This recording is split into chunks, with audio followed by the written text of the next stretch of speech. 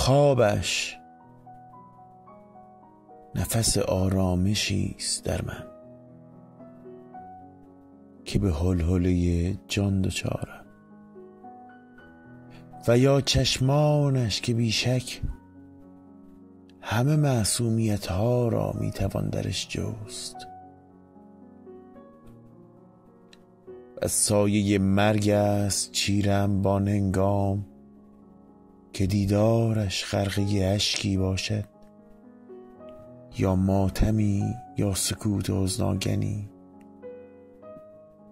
چرا که مرا تاب تحملش نیست. سکوت را سنگینی دشواری است.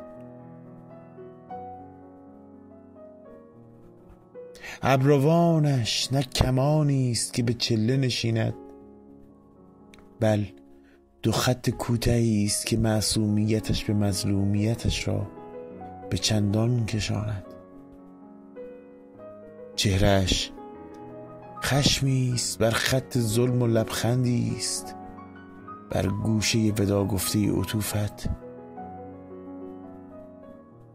به دامانش که بنشینم سازیم که همه هجای عشق می نوازدم.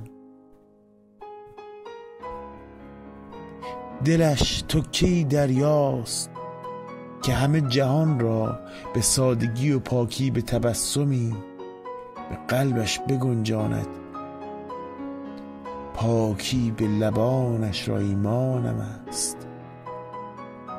از گونه های متحیر از اشکش به آنچه کزان میراند. چرا که مرا به پاکی هر لب ایمانی نیست، همانسان که به تطهیر هر اشک